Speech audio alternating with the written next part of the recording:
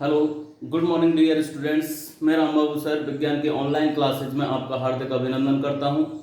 Dear students, अपना chemistry का जो चैप्टर चल रहा है दैनिक जीवन में रसायन, इस चैप्टर में दैनिक जीवन में काम में आने वाले यौगिकों के बारे में हम लोग अध्ययन कर रहे हैं। इनमें अध्ययनों में हम लोगों ने दो कंपाउंड यानी दो यौगिकों के बारे में हमने पिछले पार्ट के अंतर्गत अध्ययन किया था। उनमें सोडियम क्लोराइड और सोडियम हाइड्रोक्साइड। इनके बाद में जो तीसरा कंपाउंड हम पढ़ने जा रहे हैं वो है विरंजक चूर्ण। विरंजक चूर्ण जो होता है, विरंजक चूर्ण, इसका अणुसूत्र होता है CaOCl2 अर्थात कैल्शियम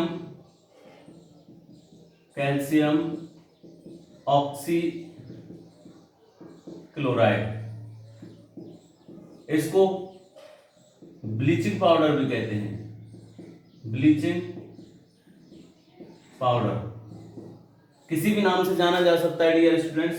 विरंजक चूर्ण भी दिया जा सकता है एग्जाम्स के अंतर्गत, कैल्शियम ऑक्सीक्लोराइड भी पूछ सकता है, ब्लीचिंग पाउडर भी बोल सकते हैं। यानी इन तीनों चारों नामों में से कोई भी नाम दिया जा सकता है।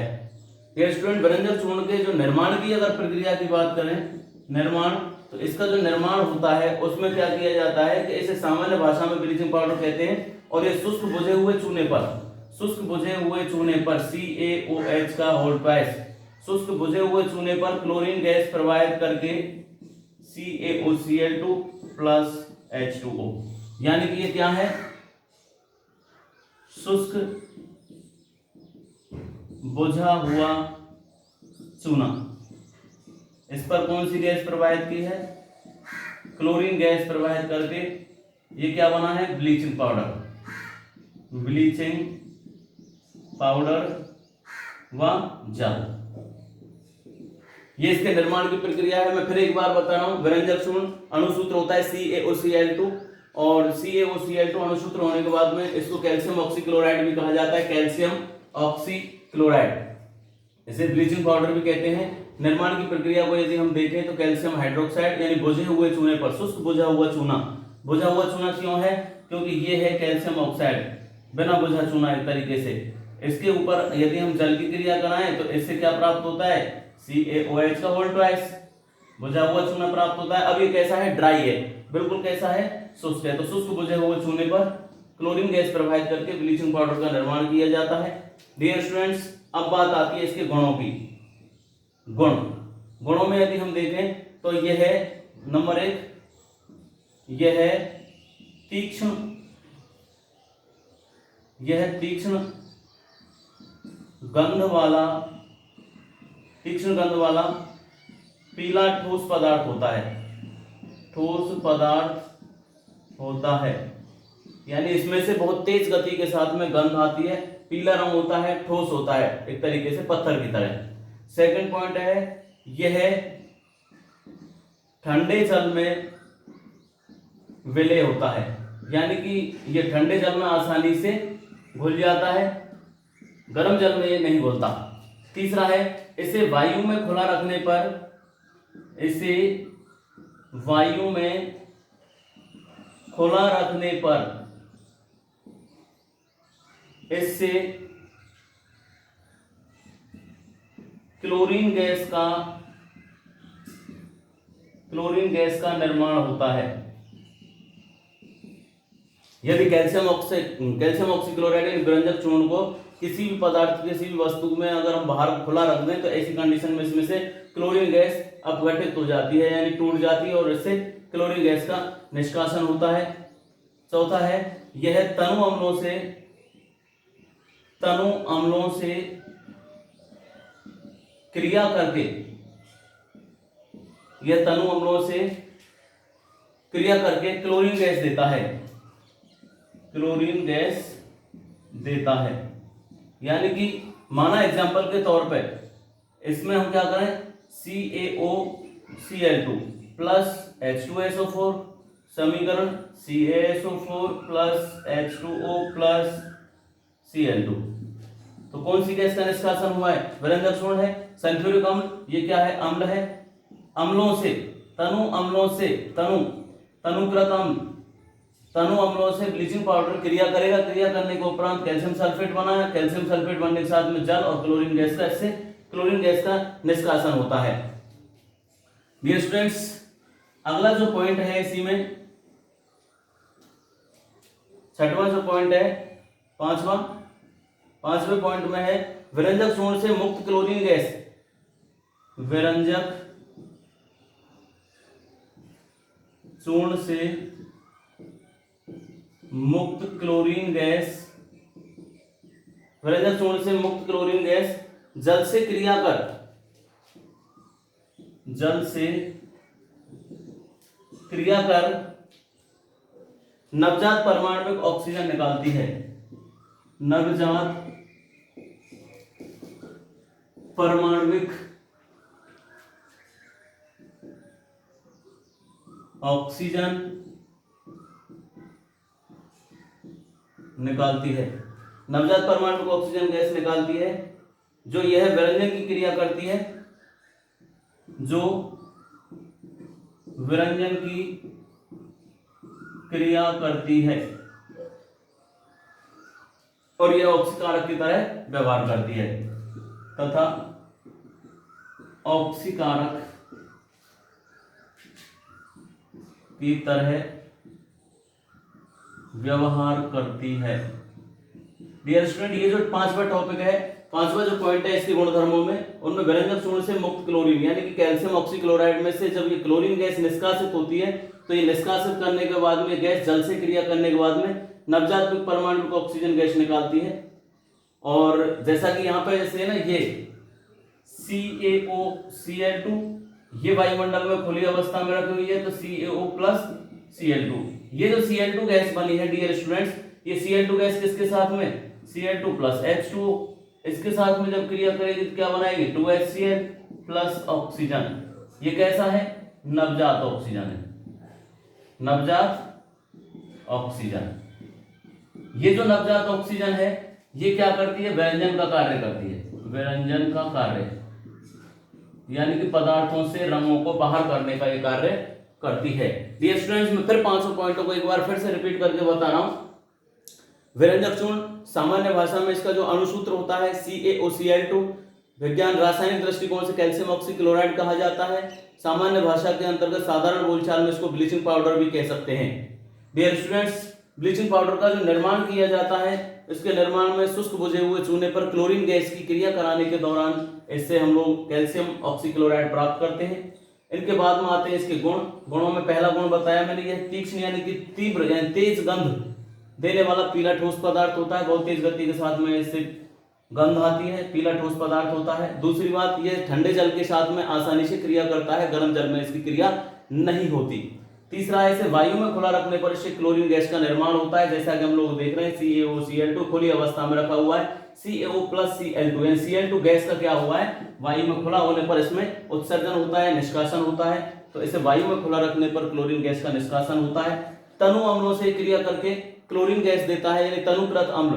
तनु और सांद्र, सांद्र का मतलब होता है तेज और तनु का मतलब होता है हल्के, तो हल्के अम्लों के साथ में क्रिया करने के बाद में क्लोरीन गैस देता है। जो क्लोरीन गैस प्राप्त होती है तनु अम्लों से क्रिया करने के बाद में या खुली अवस्था में रखने पर क्लोरीन गैस का जो निष्कासन होता है, जैसे यहाँ पे इसको खुला रखा तो इससे क्लोरीन गैस का निष्कासन हुआ, ये निष्कासित हुई क्लोरीन गैस यानी विरंजक चूर्ण से मुक्त क्लोरीन गैस, ये मुक्त क्लोरीन गैस है।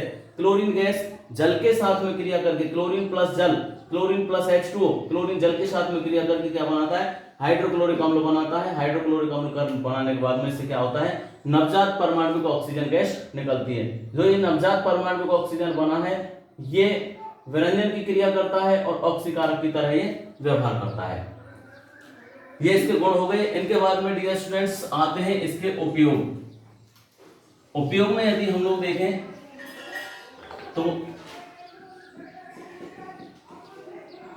उपयोग में इसके में हम लोग देखते हैं, पहला है वस्त्र उद्योग व कागज उद्योग में विरंजन के लिए। नंबर 1 है वस्त्र उद्योग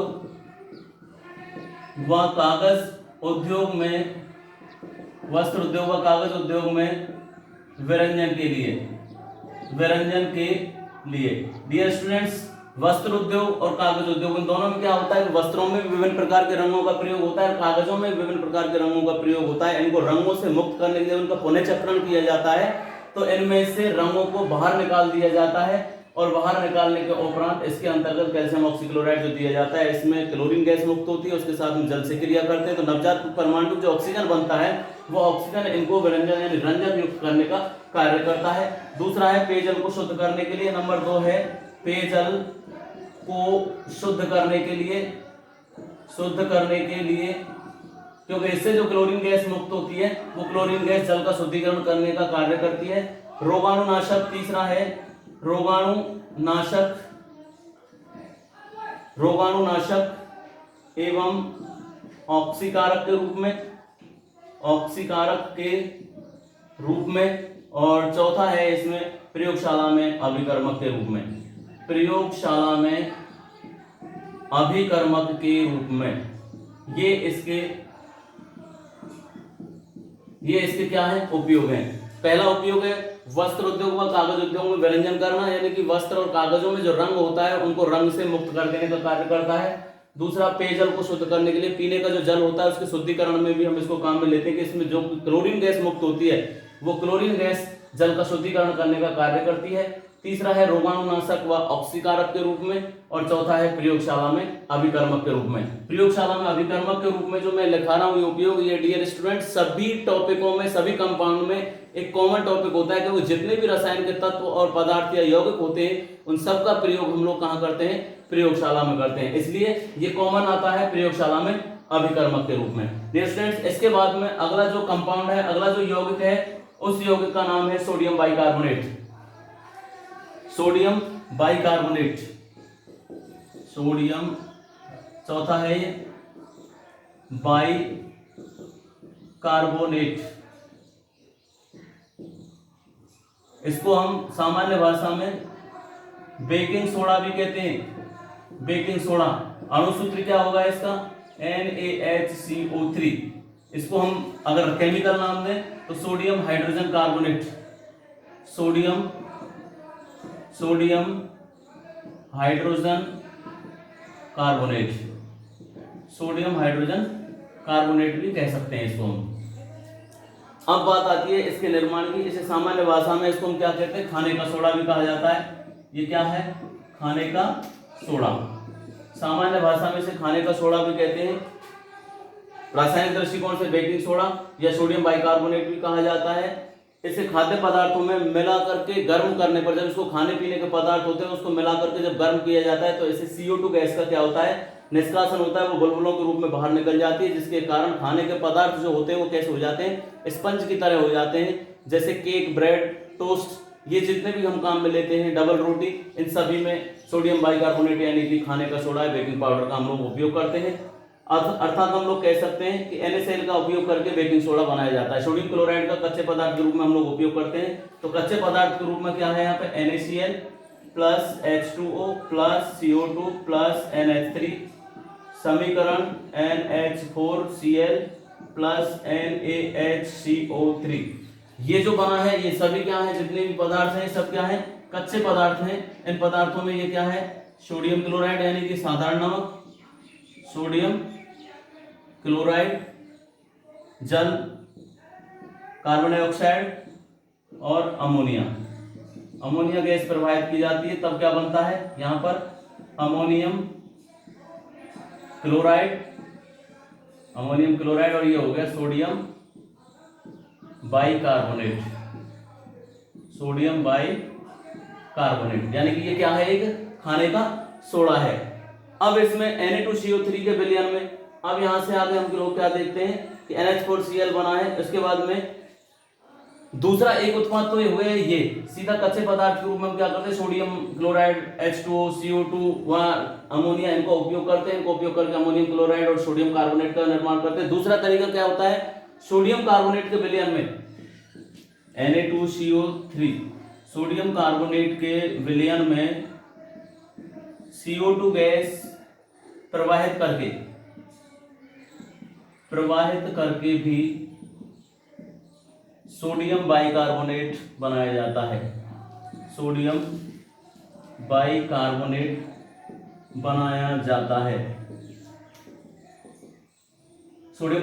बनाया जाता है। इसमें हम देख सकते हैं क्या है कि जैसे Na2CO3 CO3 plus CO2 plus H2O, समीकरण 2NaHCO3। यानी सोडियम कार्बोनेट, इस सोडियम कार्बोनेट में क्या है, कार्बन डाइऑक्साइड गैस प्रवाहित की किसके साथ में, जल के साथ में। तो जैसे हम इसमें प्रवाहित करेंगे तो सोडियम बाइकार्बोनेट का निर्माण होता है। अर्थात सोडियम बाइकार्बोनेट, यहाँ पर ये जो सूत्र बना है, यहाँ पे कितने हैं, Na के कितने हैं, 2 हैं अणु, Na के 2 अणु हैं, हाइड्रोजन के कितने हैं, 2 अणु हैं, कार्बन के कितने हैं, 2 अणु हैं, और ऑक्सीजन के कितने हैं, 6 अणु हैं। यानी ये सभी कैसे बने हैं, यहाँ पे Na के, यहाँ पे कितने Na2 लिखा हुआ है, तो Na के कितने हैं, यहाँ से 2 हैं, कार्बन के 1 और 1 2 हो गए, कार्बन के भी क्या है, 2 हैं। उसके बाद में ऑक्सीजन के कितने, 3, O3 लगा है, O2 लगा है, 3 और 2 5 और 1 6, ऑक्सीजन के कितने हैं, 6 हैं। उसके बाद में क्या रह गया, सोडियम हो गया, कार्बन हो गया, ऑक्सीजन हो गया, और इसके बाद में आ जाता है हाइड्रोजन, हाइड्रोजन के भी कितने हैं, 2 हैं। अब लोग देख सकते हो दोनों तरफ बराबर है, तो ये संतुलित भी है, एक तरीके का समीकरण संतुलन भी है। और इसमें हम लोगों ने देखा कि सोडियम बाइकार्बोनेट या बेकिंग सोडा का उपयोग या निर्माण किस तरीके से किया जाता है। डियर स्टूडेंट, सोडियम बाइकार्बोनेट या बेकिंग सोडा को खाने का सोडा भी कहा जाता है, सोडियम हाइड्रोजन कार्बोनेट भी बोलते हैं। सोडियम हाइड्रोजन कार्बोनेट जो होता है, इसको बेकिंग सोडा, खाने का सोडा, सोडियम बाइकार्बोनेट भी कहा जा सकता है। इसको निर्माण की प्रक्रिया में, इसमें क्या होता है कि खाद्य पदार्थों के अंतर्गत जब इसको मिलाया जाता है, तो मिलाने के उपरांत कार्बन डाइऑक्साइड के रूप में इसमें बुलबुले निकलते हैं, जिसके कारण उन पदार्थों में, खाने के जितने भी पदार्थ काम में लिए जाते हैं, उन सब में क्या हो जाते हैं, स्पंज की तरह हो जाते हैं, फूल करके, और उनसे बुलबुले निकल जाते हैं। डियर स्टूडेंट, इसके निर्माण की प्रक्रिया में एक निर्माण की प्रक्रिया तो होती है, ये कच्चे पदार्थों से निर्मित किया जाता है सोडियम क्लोराइड। सोडियम क्लोराइड के अंतर्गत कार्बन डाइऑक्साइड गैस और जल और अमोनिया का प्रयोग करके हम अमोनियम क्लोराइड या सोडियम बाइकार्बोनेट का निर्माण करते हैं। दूसरी प्रक्रिया में इसके में सोडियम बाइकार्बोनेट के निर्माण की यदि बात की जाए, तो सोडियम कार्बोनेट के विलयन में कार्बन डाइऑक्साइड गैस प्रवाहित करके भी सोडियम बाइकार्बोनेट का निर्माण किया जाता है। तो यहाँ पे ये दोनों क्या हो गए, इनके निर्माण हो गए, Na2CO3 plus CO2 plus H2O, यानी कि सोडियम बाइकार्बोनेट। डियर स्टूडेंट्स, यहाँ तक ये इसका निर्माण है। इसके बाद में आते हैं इसके गुणों पे। गुणों में अगर हम आए तो सोडियम बाइकार्बोनेट या बेकिंग सोडे के जो उपयोग है, गुण है, उन गुणों में क्या होता है, एक तो ये नंबर 1 है श्वेत क्रिस्टलीय, श्वेत क्रिस्टलीय ठोस होता है। श्वेत क्रिस्टलीय कैसा है, ये ठोस है। नंबर 2 है इसमें जल में अल्प विलेय होता है, जल में अल्प विलेय होता है, जल में अल्प विलेय होता है। नंबर 3 है इसमें जल में इसका विलयन क्षारीय होता है, जल में इसका विलयन क्षारीय होता है। नंबर 4 है इसी में, चौथा पॉइंट है, इसे गर्म करने पर, इसे गर्म करने पर CO2 गैस निकलती है, गैस निकलती है। फॉर एग्जाम्पल जैसे 2NaHCO3 समीकरण Na2CO3 plus H2O plus CO2, इससे क्या है, हम लोग देख सकते हैं 2NaCO3 प्लस समीकरण कराया, इसको गर्म किया, यहाँ पर इसको गर्म करेंगे, गर्म करने के बाद में सोडियम कार्बोनेट, जल और कार्बन डाइऑक्साइड, तो गर्म करने पर इससे क्या निकलता है, सोडियम कार्बोनेट, उसके अलावा कार्बन डाइऑक्साइड का निष्कासन होता है। बात आती है इसके उपयोगों की, तो उपयोग के लिए मैंने इसमें पहले भी बताया कि खाद्य पदार्थों को बेक करने का कार्य या बेकिंग करने का कार्य या उनको भोजन के अंतर्गत इसका मुख्य रूप से उपयोग करते हैं। तो उपयोग में हम देखेंगे उपयोग नंबर 1, उपयोगों में ये खाद्य पदार्थों में बेकिंग पाउडर के रूप में, खाद्य पदार्थों में बेकिंग पाउडर के रूप में काम में लिया जाता है। दूसरा है सोडा वाटर तथा सोडा युक्त शीतल पेय में, सोडा वाटर तथा सोडा युक्त शीतल पेय के रूप में, शीतल पेय के रूप में। तीसरा है उदर की अम्लता को दूर करने के लिए, उदर की अम्लता को दूर करने के लिए एंटासिड के रूप में, एंटासिड के रूप में। चौथा है इसी में मंद प्रतिरोधी के रूप में, मंद प्रतिरोधी के रूप में, पांचवा है अग्निशमन में, और छठवा है प्रयोगशाला में अभिकर्मक के रूप में। डियर स्टूडेंट्स, इसके निर्माण के बाद में हम लोग पढ़ते हैं कि निर्माण किस तरीके से, sodium bicarbonate, sodium hydrogen carbonate, baking soda, खाने का सोडा, इनको कई नामों से जाना जाता है। इसके निर्माण की प्रक्रिया ये जो होता है, इसमें से कार्बन डाइऑक्साइड गैस निकलती है, जो खाने पीने के पदार्थ होते हैं उनमें ये गैस के रूप में जब निकल जाते हैं तो खाने के जो उत्पाद होते हैं वो स्पंजी हो जाते हैं। इसके निर्माण में कच्चे पदार्थों से भी इसका निर्माण हम लोगों ने किया, जिसमें सोडियम क्लोराइड है, अमोनिया है, जल है, कार्बन डाइऑक्साइड, उसके अंतर्गत इनका उपयोग करने के बाद में वहां से हमने सोडियम बाइकार्बोनेट का निर्माण किया। उसके अलावा सोडियम कार्बोनेट जो होता है उससे भी हम लोगों ने सोडियम बाइकार्बोनेट का निर्माण किया। उसके बाद में इसके गुणों की बात आती है कि इसमें गुण कौन से होते हैं, तो श्वेत क्रिस्टल, ये ठोस होता है यानी सफेद होता है, क्रिस्टल के रूप में पाया जाता है, ठोस रूप में होता है। दूसरा है जल में ये अल्प विलय होता है यानी हल्का घुलता है। जल में इसका विलयन कैसा होता है, क्षारीय होता है। जल में इसको जब मिलाया जाता है तो क्षार की तरह कार्य करता है और इसे गर्म करने पर कार्बन डाइऑक्साइड गैस निकलती है। सोडियम बाइकार्बोनेट को यदि गर्म किया जाए तो इससे CO2 गैस का क्या होता है, निष्कासन होता है। बात इसके उपयोगों की आती है तो खाद्य पदार्थों में बेकिंग पाउडर के रूप में इसका उपयोग किया जाता है। खाने के जो पदार्थ होते हैं उनको बेक करना, यानी कि जब खाने के पदार्थों में इसको मिला दिया जाता है, जब उनको गर्म करते हैं तो गर्म करने पर इससे कार्बन डाइऑक्साइड गैस उनसे बुलबुलों के रूप में बाहर निकल जाती है और खाने के उत्पादों में हो जाते हैं हल्के हल्के से छिद्र, जिनके कारण वो उत्पाद कैसे हो जाते हैं, स्पंजी हो जाते हैं। अर्थात बेकरी के अंतर्गत जितने भी पदार्थों का उपयोग किया जाता है, केक है, ब्रेड है, टोस्ट है, पाव रोटी है, इन सब में इसका उपयोग हम लोग बहुत मात्रा में करते हैं। दूसरा है सोडा वाटर और सोडा युक्त शीतल पेय के रूप में। तो सोडा वाटर जो बनाया जाता है उसमें भी हम करते हैं ठंडे पानी के अंतर्गत। दूसरा है उदर की अम्लता को दूर करने के लिए, जब एसिडिटी की जब संभावना हो जाती है तो हम खाने का सोडा ले सकते हैं, उससे इस उदर की अम्लता को दूर किया जा सकता है। मंद प्रतिरोधी, ये होता है माइल्ड एंटीसेप्टिक, माइल्ड एंटीसेप्टिक जो होते हैं मंद प्रतिरोधी के रूप में हल्के, ये एक तरीके से हमारे शरीर के अंतर्गत विभिन्न प्रकार के जो प्रतिरोधक प्रक्रियाएं होती हैं उनको समापन करने का कार्य करते हैं, भोजन के पाचन भूमिका निभाना।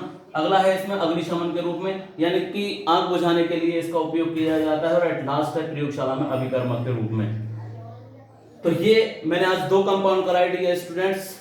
आशा करता हूं ये दोनों कंपाउंड आपकी समझ में आ गए होंगे। घर पर बैठ करके इनको आप अपनी कॉपी के अंतर्गत नोट डाउन करें, लर्न करने का प्रयास करें। घर में रहें, सुरक्षित रहें। धन्यवाद।